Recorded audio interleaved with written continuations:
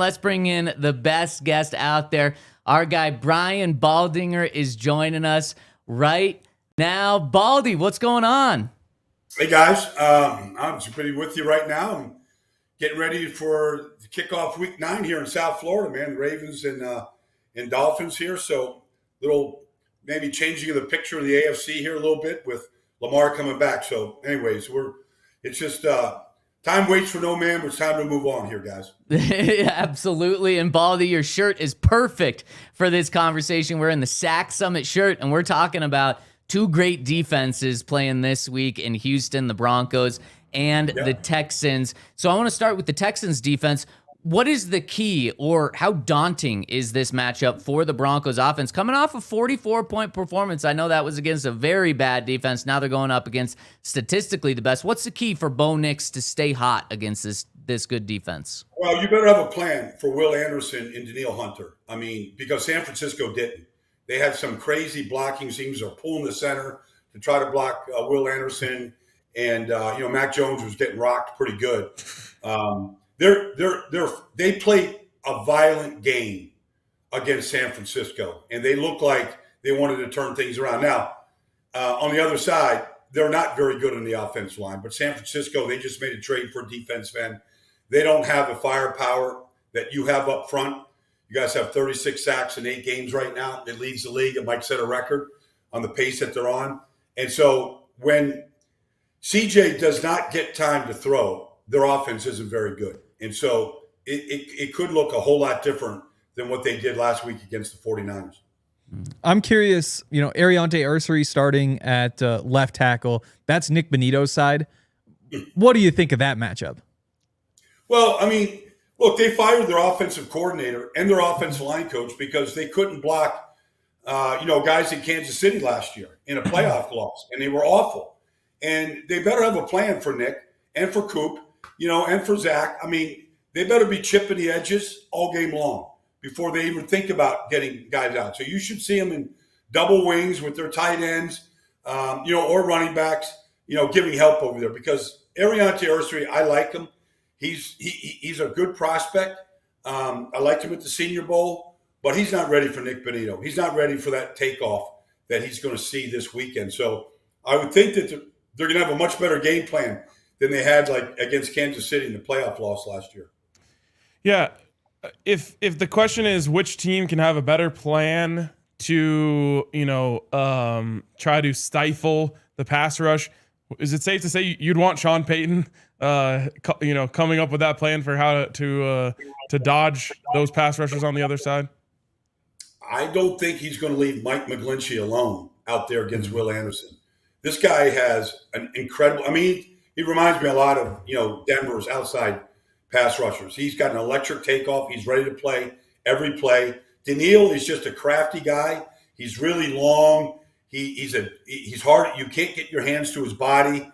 He jumps around blocks. He's just a little bit different, and he's got a long arm stab that's really good. But Will and Derek Barnett, you can't forget about 96. Derek Barnett is a power rusher, and he rotates in there. And Danico Autry is really good no matter where they put him. I mean, they've got really good guys up front that can win one-on-ones. Baldy, unfortunately, the Broncos are not going to have Pat Surtain this week and likely for a couple of weeks as he deals with that pec strain. How big of a blow is this for the Broncos defense, specifically going up against the Texans? Well, I don't, Nico Collins didn't play last week, and I don't know what his status is this week. I mean, you would think Patrick would be on the number one target that C.J. Stroud has had since he came into this league 3 years now. But I thought I was a little caught off guard, honestly, when Patrick went down last week and they replaced him with Chris Abrams' drain. I honestly thought Jade would go there, but it looks like they just play Jade in tier. He got a sack inside in a 4-receiver look last week, but he got his interception on that look. I thought Jade would be the guy, but, he was their 5th-round pick last year. He's been in the system with Vance, and he went and replaced him outside. He played well. So I don't know what their plan is right now, if they're going to leave, Jaquan still inside, if they're going to move Jade outdoors or outside, or if they're going to put Chris there. But they do lose a real matchup guy.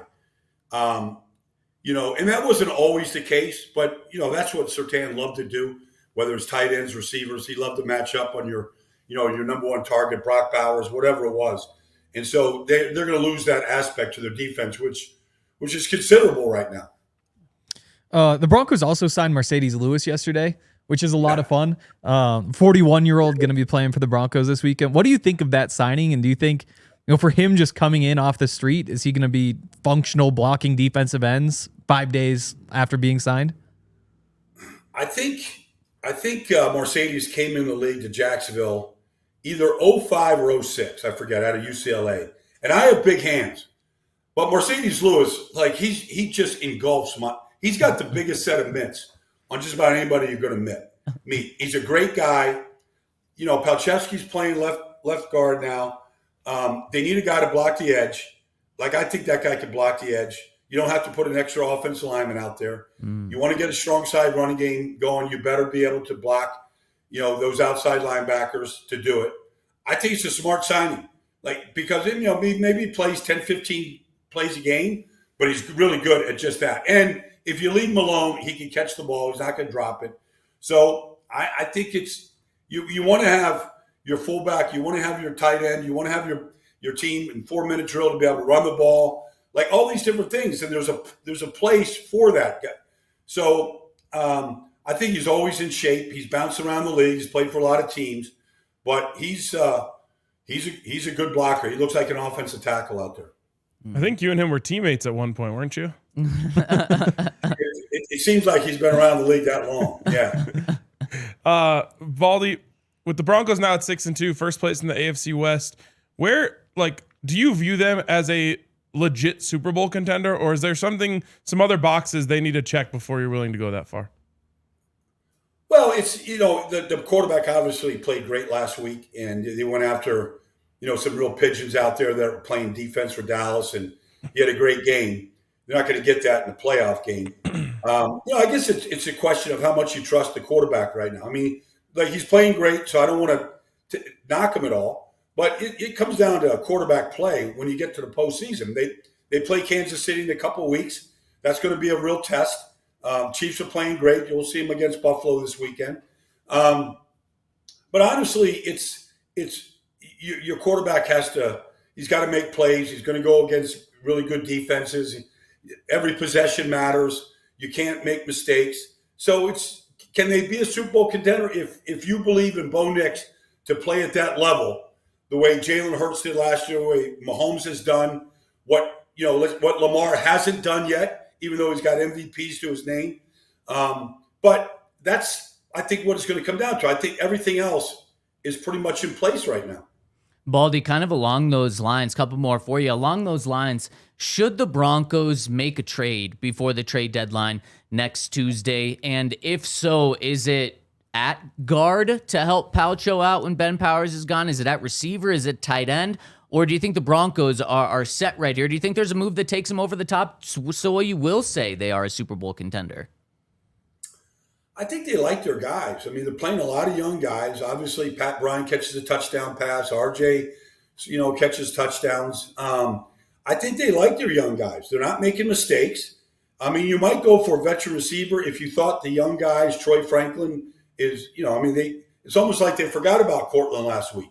They went to all these other guys, and so I feel like, Evan Ingram really, has had a role this year, but you could see him having bigger roles in certain games, the way he can run and catch and do certain things. I feel like, Dre Greenlaw got on the field, then he got suspended, so he's back. He'll be back up to suspension. I think, they've got a depth at corner that most teams don't have. So I don't really see them spending any capital right now to go after somebody. Yeah, that's very fair. Do you have one, Hunter? Yeah. I'm curious, looking at a guy like TJ Hawkinson, another tight end who maybe is a little bit more versatile than Evan Ingram, could kind of patch, I guess, Nate Adkins or Mercedes Lewis, who's playing that role. Adkins is hurt. Something like that could make sense. Maybe Mark Andrews. I really like a couple of these guys from the Dolphins. Maybe the Dolphins get smashed tonight. They decide to go in a different direction. Could Jalen Waddle be available? Achane might be a little bit redundant since you have an RJ Harvey, but boy, is he a good running back. I don't know. I want something. I'm excited. Yeah, I know. I mean, It's like the arms race this time of year. San Yeah. Francisco just made a move. Pittsburgh just made a move. Tuesday is a trade deadline. So it's going to happen here and I think guys are going to move. They got good chemistry over there right now. Kansas City is looking like a formidable foe. The Chargers are going to get healthier, and their young guys really popped in the last game that they played. I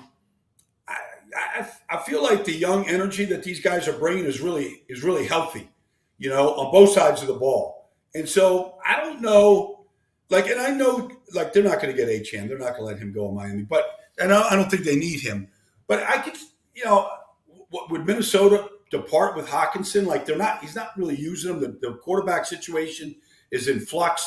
But I don't feel like they're going to give away chips right now with a half a season to go. And maybe J.J. McCarthy is the answer and he can stay healthy. And then they got this guy, Josh Oliver, that kind of is their tight end right now that they're throwing to. So you might be able to pry him loose. I don't know the details of this stuff, what it takes to get these guys. But I don't think Minnesota feels like they're out of it yet. So I'd be surprised if anything happens there. Baldy, final one for you. I am convinced that the game this weekend is going to be 10-9 or 12-8 or 13-12, something like that. Is there any reason to think that the offenses are both going to do great against these defenses, or would you expect that sort of a slugfest in this game? Well, the only way I think teams scoring the 20 in this game is if there's turnovers. If Denver's getting the ball on the ground, they're getting short fields, out of CJ's hands or somebody. If something like that happens, I could see Denver scoring in the 20s. But it's their defense, what they did to San Francisco, it was just Azeez Al-Shire and these guys, they were just playing with such violence. And I'm sure that D'Amico is this is how we got to play to win. This is the only way to play. So I think you're going to get their best shot this weekend. And so it could be a slugfest. It could be, 14-13, 17-14. It could be something like that in this game. Baldy, love the insight. Thank you for joining us. And Broncos 2 games in the next 7 days. So we look forward to catching up in between those next week. You got it, Zach. Take care, guys.